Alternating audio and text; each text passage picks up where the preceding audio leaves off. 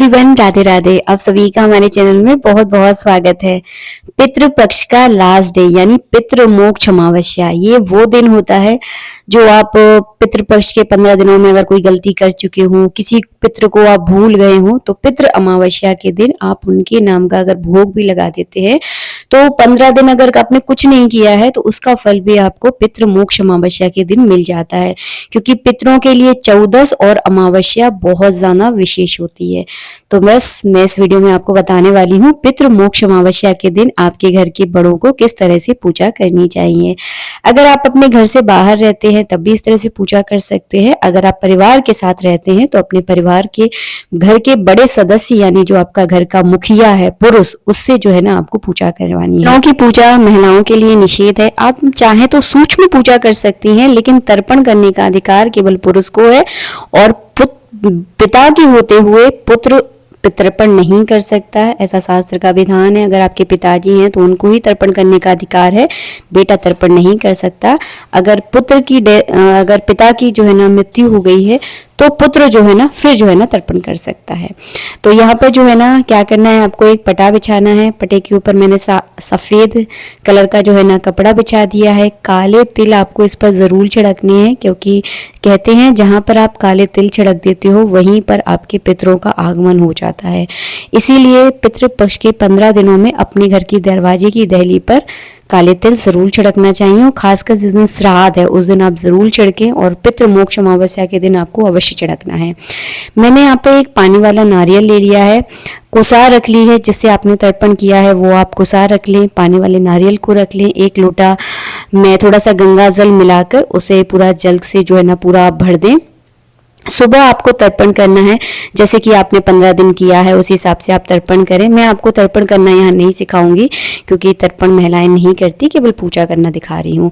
तो आपको नारियल पे 4 बार इस तरह से जल चढ़ाना है और मन में ऐसा भाव करना है कि आप अपने पितरों की पूजा कर रहे हैं। उसके बाद कलावा रूपी वस्त्र अर्पित कर देना है। सफेद कलर का कोई दुपट्टा, कोरा दुपट्टा आपको लेना है और इस तरह से पितरों के ऊपर आपको चढ़ा देना है। बाद में इसका क्या किया जाता है मैं आपको आगे बताऊंगी। इसके बाद जो है ना अगर आपके परिवार में जनेऊ पहना जाता है तो आप जनेऊ चढ़ा दीजिए, नहीं पहना जाता तो ना चढ़ाएं। चंदन लगा दिया है मैंने। बाद आप चावल चढ़ा दें और काले तिल आपको जरूर चढ़ाना है।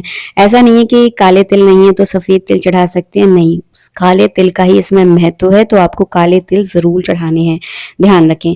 इसके बाद सफेद कलर के फूल जो है ना पितरों को बहुत ज्यादा प्रिय हैं, तो मैंने यहाँ पे सफेद कलर के फूल अर्पित कर दिए हैं।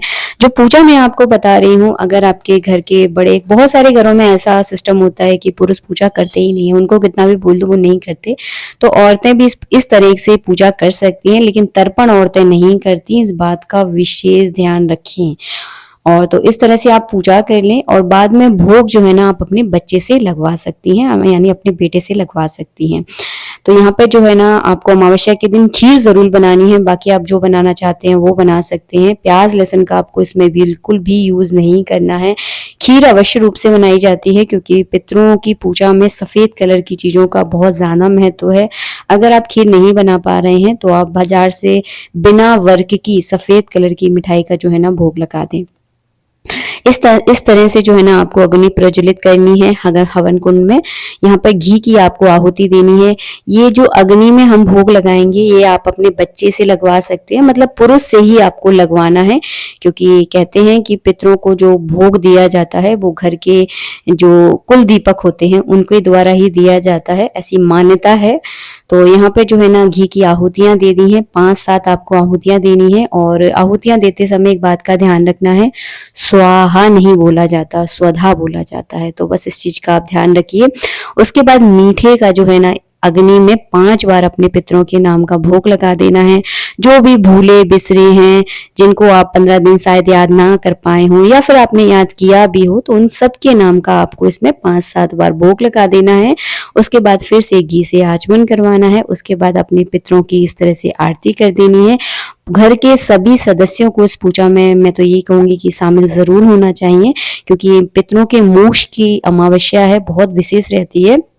इस दिन पीपल के वृक्ष के नीचे 4 मुखा दीपक आप जरूर जलाएं। इससे पितृदोष में आपको काफी हद तक शांति मिलेगी। ये था एक विशेष उपाय जो आपको जरूर करना है। आटे का 4 मुखी दीपक आपको बनाना है। उसमें जो है ना एक बाती यानी लंबी बाती का आपको उसमें प्रयोग करना है और उससे जो है ना पीपल के वृक्ष के नीचे यानी पीपल की जड़ जहां पर होती है वहां पर उसको रख देना है। भोजन का क्या करना है, ये भोजन जो हम भोग में लगाते हैं पितरों के नाम का, ये भोजन घर के सदस्य खाते हैं, इस बात का ध्यान रखिए। और जो नारियल हमने रखा है पितरों के नाम का, इसे अमावस्या के बाद आप फोड़कर अपने घर के परिवार के सदस्यों को इसको बांट दें। कुसा आज के दिन यानी पितृ मोक्ष अमावस्या के दिन शाम के समय नदी में, कुएं में या तालाब में विसर्जित की जाती है। आज के लिए इतना ही। नेक्स्ट वीडियो में मिलेंगे। आप सबसे राधे राधे, जय श्री राधे।